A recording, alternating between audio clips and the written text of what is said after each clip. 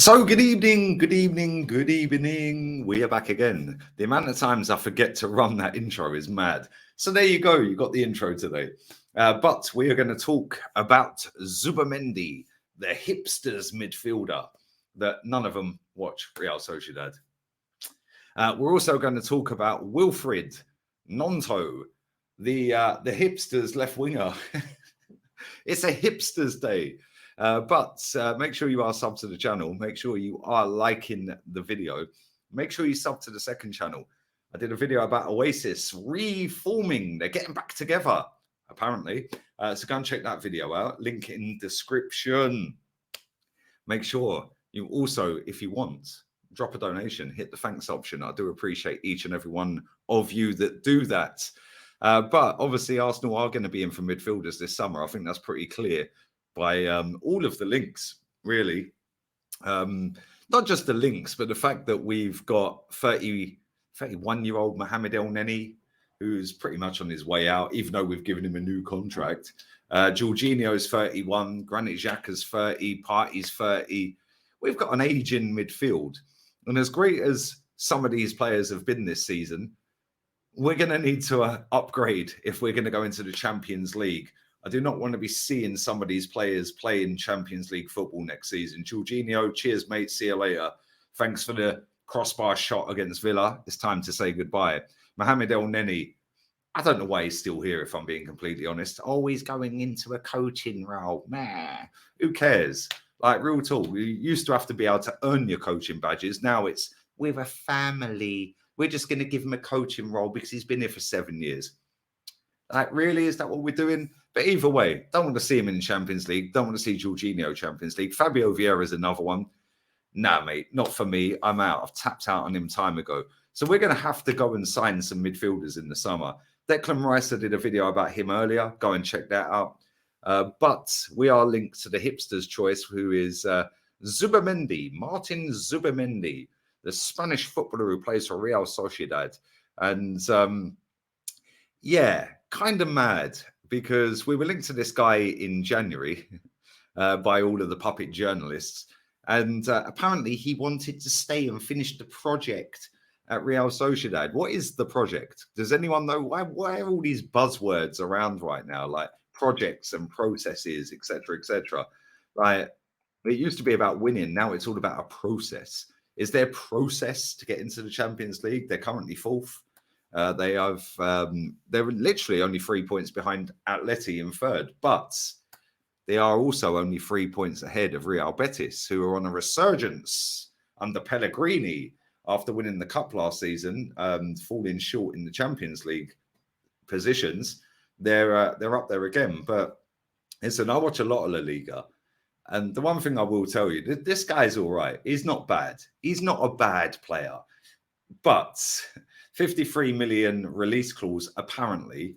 I don't know how true that is, but every player in Spain does have a release clause. It's part of the contract to protect the value. Remember we did that with Rob Holding? Yes, boom, boom. Remember how that went. But anyway, he does have a release clause, but he's a tidy footballer. You expect that from a Spanish midfielder. They're tidy on the ball, easy in possession. Like, they don't get flustered or dispossessed very easily. The one thing I will say, as much as I watch La Liga, that league is not anywhere near as intense as the Premier League. Yes, there's better footballers in La Liga, technically on the ball, this and that. Great. I think there's better footballers in Portugal than the Premier League because they're better on the ball. Like, in the Premier League, it's PMP, pace and power. That's it. Pace and power, bish, bash, bosh, system settings. In Spain, it's a little bit more technical. You don't necessarily have these systems to fit players into a system. It's more about just fluid tiki-taka football, which is nice to watch. But will this guy walk into Arsenal's starting 11? I'm not convinced. I'm really not convinced. And if we're talking 50-odd million for him, then we might as well go and do the 70 mil for Declan Rice, because Declan Rice does start for Arsenal. And I'm sorry to break the news to you, Granit Xhaka fans. He gets in over Granit Xhaka. Despite him having this great season that he's having, he genuinely gets in over Granit Xhaka. Him and Thomas Partey in midfield together, I think takes us levels. I don't think Rice is signing, by the way. I think we'll probably end up with this guy or somebody that's come out, maybe even Calvin Phillips. Like, God forbid that don't happen. Please, please, please do not sign Calvin Phillips. I do not rate that guy. Funky Barnett, that's it. But we are definitely in for midfielders. And we've been linked to this guy in January. We were linked to Rice, Caicedo. We were linked to Onana. Linked to so many different midfielders. And we ended up with Jorginho. Yes, stopgap. Oh, it's a stopgap. He's got loads of experience. Well, so has Kieran Tierney, and he don't play. Yeah, but he wins trophies. Oh, he's great. Yeah, so does Kieran Tierney, and he don't play. So all of this stopgap, and he brings a wealth of experience and winning trophies. Load of rubbish dressed up by hipsters that will rate Martin Zubimendi over Declan Rice, Caicedo, and Onana. Yeah, for me, Premier League football, this guy, nah. Sorry. Maybe I'm wrong. Maybe we sign him. Maybe he turns out to be fantastic. But not for me. Let me know what you think. Do you watch Real Sociedad every week? Probably not. But anyway, let's move on to Wilfried Gnonto, the latest flavour of the month. The 19-year-old, just turned 19, is doing all right down at Leeds. Couple of goals, 3 assists, 16 appearances, direct. Played in a team that's battling relegation, but it's his first season in the Premier League, and he's not done too bad. He's not done too bad at all. Like I said, he scored a couple of goals, got a couple of assists, etc., etc. 6 goals and 4 assists in total. That includes Europa League qualification at his former club. FA Cup, he's bagged a couple of goals. Premier League 2. So literally 4 of his 6 goals have come in competitions, not the Premier League. He's played this season, believe it or not. Brace yourselves, because the word versatile is coming. He has versatility. He has played left mid twice, left wing 13 times, right wing 5 times, attacking mid 5 times, second striker once, centre forward 3 times. He has mad versatility. Hipsters are absolutely in bits. The wet floor signs are out. They love him. Oh my God, sign him immediately. No. Let me just bring you back down to planet Earth, to the real world, not fantasy land, Disney-esque fantasies. And oh my God, if we sign him, no, we're in the Champions League. We're going to qualify for Champions League. As good as this kid may or may not be, he ain't ripping the Champions League apart. I want a player to come in on the right wing. And although he's played right wing, he's played there 5 times out of all the games he's played. I want a right winger, not somebody that is a utility guy and up and coming. Oh, but he's young. Every time he has a bad game. Oh, but he's only 19. No, I don't care. Age only comes into it when they have a bad performance. Nobody mentions age when the player's doing well. I have not heard a single person this season say, yeah, but Erling Haaland's only 22. Why? Because he scored 42 goals. So nobody's mentioning his age. Oh, yeah, but we've got a young...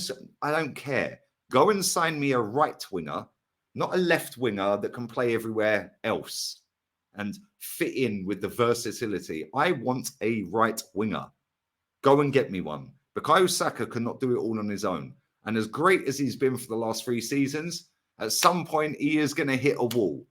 And at some point he needs a rest. And at some point we need to find somebody to replace that position when he has a rest. Not just shoehorn somebody over there that can do it, maybe. I want somebody that is a specialist in that position.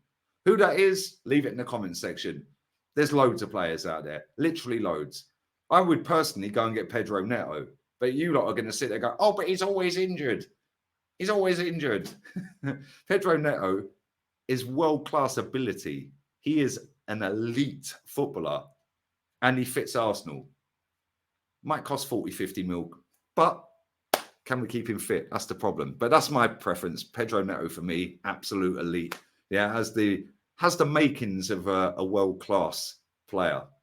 But let me know your thoughts. We could go and get Riyad Mahrez. You know how I feel about Mahrez. I would literally declare my undying love for Riyad Mahrez if he was stood in front of me. That's how sick a footballer he is. But you let me know what you think. Leave it in the comment section. Would you sign Wilfried Gnonto? Yes, I'll sign him. Project Youth. Project Youth. Would you sign Martin Zubimendi? Project Hipsters. Hipsters everywhere. We all know how that ends as well, don't we? We see that with Leipzig the other day. The Hipsters centre-back, Guardial, whatever his name is, bins 7 goals. The Hipsters manager, Marco Rose, 7-0. We see it time and time again. Hipsters in the mud, left, right, and centre. These people do not watch these teams. They just latch on to this footballer or this manager or this club because it's hipsters' choice and fashionable online. Flavour of the month is Gnonto. All right, player, not for me. It is what it is. The next step for him would probably be somewhere like Brentford. But it is what it is. Anyway, make sure you subscribe, like, share. Hit the link on the OASIS video down below. Make sure you go and check that video out. Sub to that channel. Road to 10K is on the way. And if you want to donate, feel free. We're out of here. Adios, amigos. I'll be back again live tomorrow. Live settings with Saeed. We're out of here. Laters.